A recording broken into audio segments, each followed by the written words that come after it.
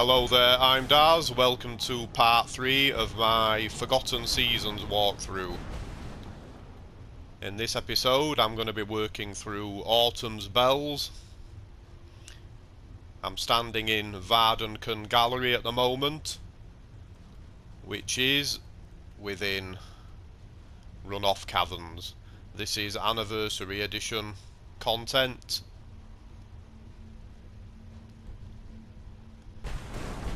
So I'm going to head over there now, hopefully escape all that noise.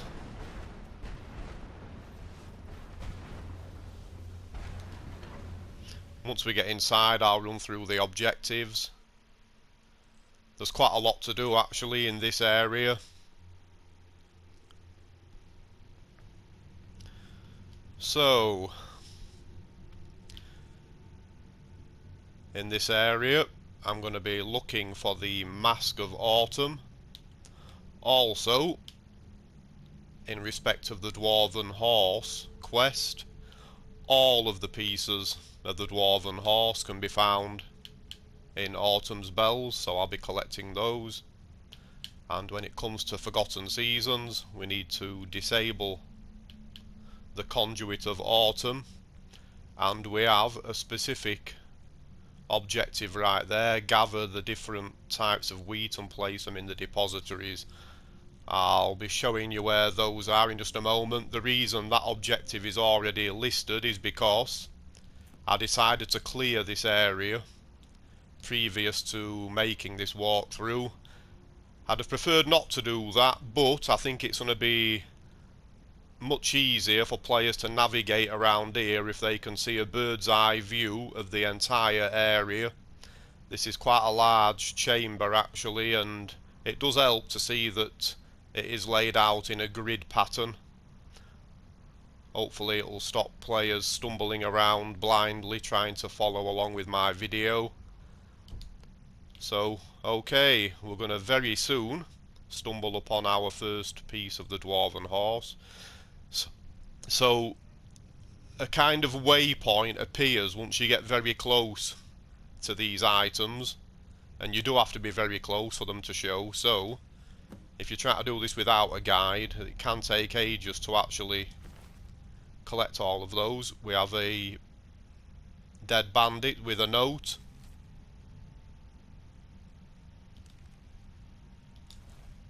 I already have that objective that is triggered by reading that note.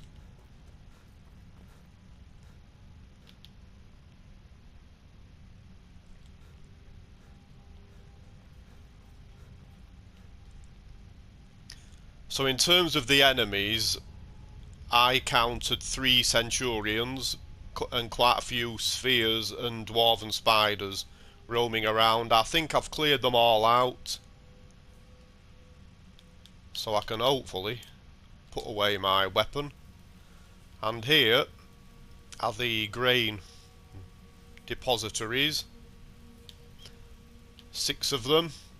So we need to find 6 grain specimens, wheat specimens rather, in order to open this gate.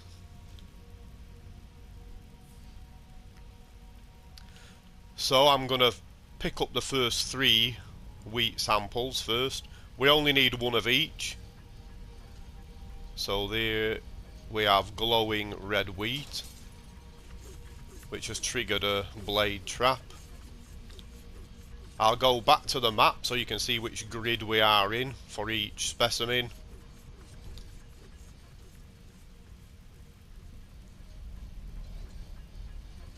White moulded wheat, and we are now there, and we're just heading into this southernmost grid section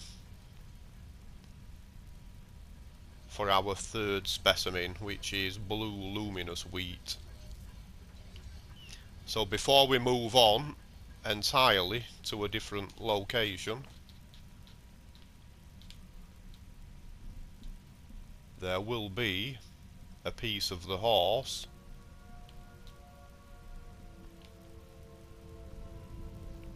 here we are. I'll go back to the map, don't worry. We have a chest here as well also. More gems. Good stuff. So here we have the horse left back leg. And it's just next to this structure, so it shouldn't be too difficult to find. And on the map, we are right there.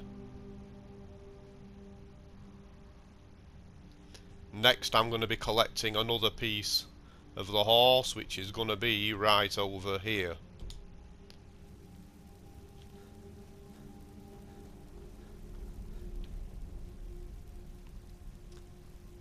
So in case you're curious, there is all of this area to explore. I didn't actually find anything useful. You should be able to see a chest right there. That was, I'm pretty sure, the only interesting item in this area, so it's probably best just to cross straight across this section. Ignore that entirely, unless you're desperate to find out what is in that chest. And we should soon see the waypoint. And here we are. Horse left front leg. And just to confirm,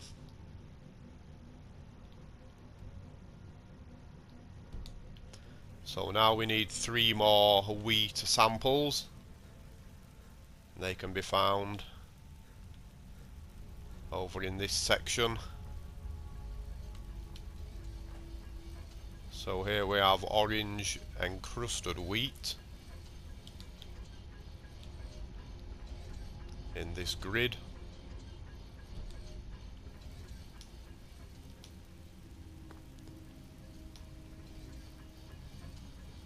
Off-colour wheat.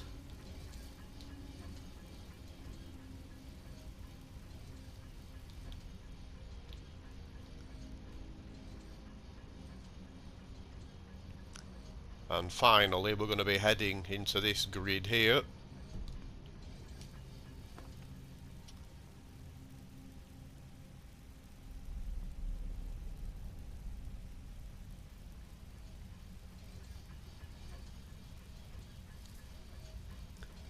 So I'll just confirm that. There we are. And now I'm going to be heading to round about there, where we can find another part of the horse.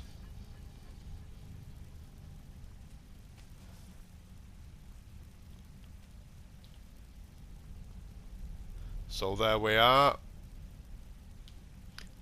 And just in case you come at this from a different direction, it is actually beneath this collapsed tower right here. So hopefully you can see where I am quite easily enough.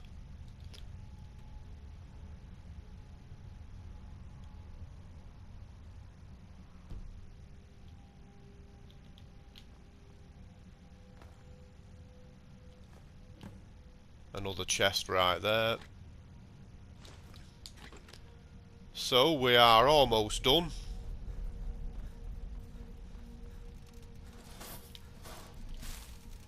Damn. And I thought I'd got them all. There's always one. Okay. So there's only one more thing to do now, which is to head down into this side area where we can pick up the Dwarven Crown. Be careful not to step on the floor plate, otherwise you're going to be dealing with the spinning blade trap.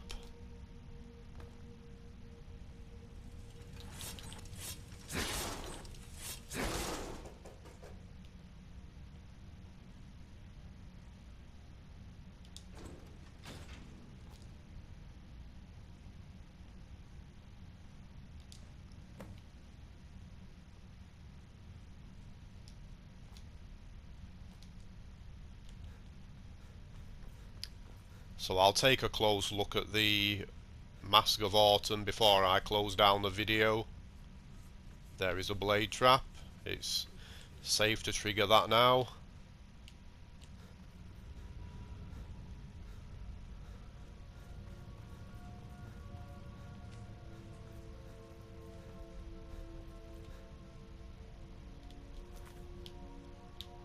Just make sure I have got the horse parts. Yep. The head is in the locked off chamber.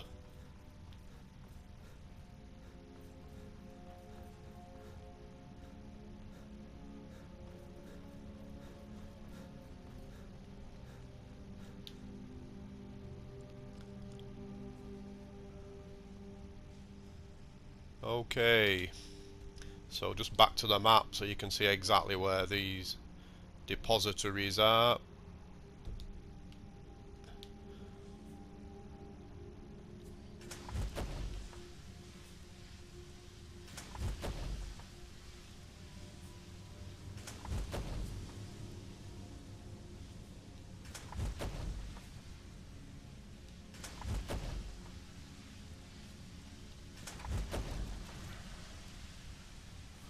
Success. So I'll deal with the horse first. So we can now return to the horse frame. I'll actually deactivate that quest now, so I'm not receiving map markers for the rest of my time down here. So once you interact with the frame, the Dwarven Horse will come alive. Now if you don't want to actually use the horse, it's best not to actually climb aboard, otherwise he'll be following you all around Skyrim until you ride a different horse. So if you just simply wish to clear this quest from the log, just put him together and then just get out of the way.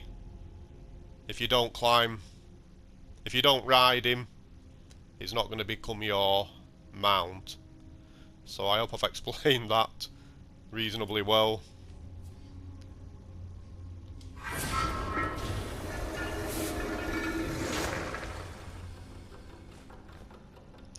Madness Ore, very good.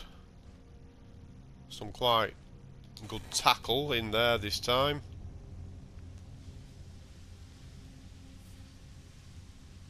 So we'll take a look.